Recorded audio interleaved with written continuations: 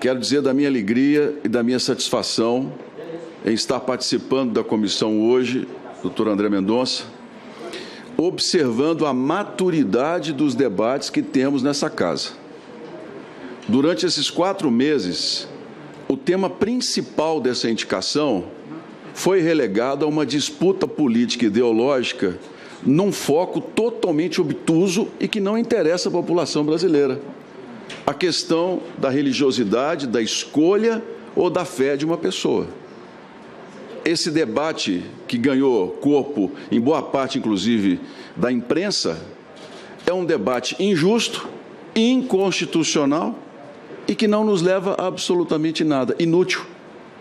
Porque o que nós temos que levar à população brasileira é quais serão os posicionamentos e se o indicado tem ou não capacidade para exercer o cargo dentro da nossa Suprema Corte. Esse tem de ser o nosso principal mérito do debate e é o que eu estou observando nessa Comissão de Constituição e Justiça, em que todos os posicionamentos, a começar pelo meu colega de imprensa, senador Cajuru, e a todos os demais, agora terminando com Messias, passando pelo senador Anastasia, o senador Esperidião Amin, a clareza em entendermos a capacidade de uma pessoa que vai nos representar, e não aquilo que a Constituição garante a ela, que é o direito de professar a fé. Se entrarmos nessa seara, senhor presidente Davi Alcolumbre, de um evangélico no Supremo, nós vamos ver que na história já tivemos outros ministros evangélicos no Supremo. Antônio Martins Vilas Boas foi nomeado ministro em 1957, mineiro. Hoje o prédio, inclusive, da Faculdade de Direito da Universidade Federal de Minas Gerais tem o nome dele, que foi um grande jurista, aposentado pelo governo militar em 1966.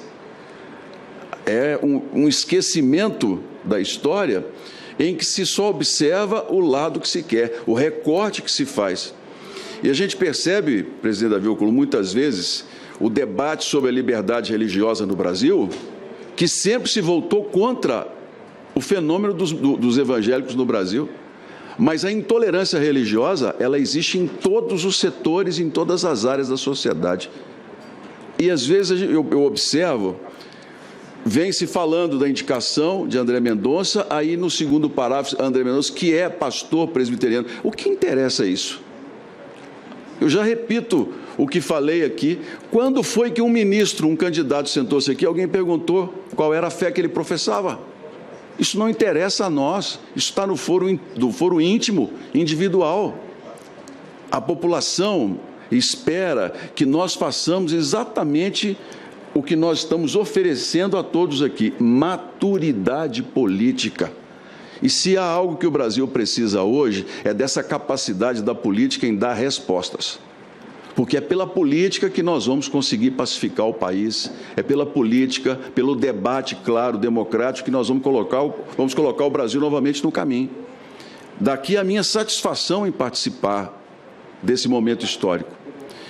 E, ministro André, quero colocar um ponto para que Vossa Excelência possa responder e comentar de um assunto que eu entendo fundamental hoje na questão dos freios e contrapesos que Vossa Excelência citou na relação do Parlamento com a Suprema Corte.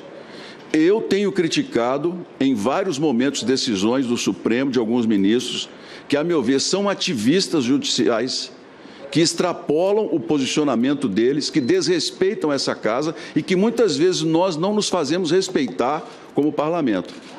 Mas, quando a gente observa a questão dentro do viés republicano, percebe-se que nós não temos um instrumento hoje, jurídico, que diga ao Supremo que ele não pode avançar nas questões que ainda não estão claramente definidas pelo Parlamento. Vou citar um exemplo aqui, claro, a questão da Lei Candir, a questão da tributação sobre exportações, que o Parlamento se debateu, o lobby das empresas não deixou avançar e foi parar no Supremo. O senador Antônio Anastasia, inclusive, foi relator do projeto. O ministro Gilmar Mendes deu uma resposta espetacular, de que não caberia ao Supremo definir quanto se deve cobrar numa exportação. Era papel do Parlamento. Mas foi uma decisão de foro do ministro Gilmar Mendes, Porque se fosse um outro ministro, daria lá uma sentença e imporia ao parlamento uma decisão monocrática vaidosa, como aconteceu recentemente, e nós não teríamos um avanço. O próprio ministro Dias Toffoli, no encontro que teve conosco do PSD, nós colocamos com muita franqueza esse posicionamento de voltar o STF a respeitar o parlamento nas decisões em nome da população, porque é assim que funcionam os poderes. E o ministro nos colocou que seria necessário esse instrumento, porque hoje a Constituição não diz claramente, mas toda vez que provocado o judiciário, ele tem que dar uma resposta e abre para as decisões, como eu disse, monocráticas. Eu gostaria que o senhor me dissesse se o senhor concorda com essa, vamos dizer assim, esse reequilíbrio com a criação de um instrumento jurídico em que, quando o Supremo for provocado por um assunto de comportamento, seja ele qual for, se não houver clareza na legislação, que o Supremo devolva ao Parlamento um questionamento para aí sim ser resolvido da maneira que nós devemos, que é pelo voto e pela representação popular que cada um de nós tem diante da população brasileira, e não os ministros que, como Vossa Excelência, são nomeados.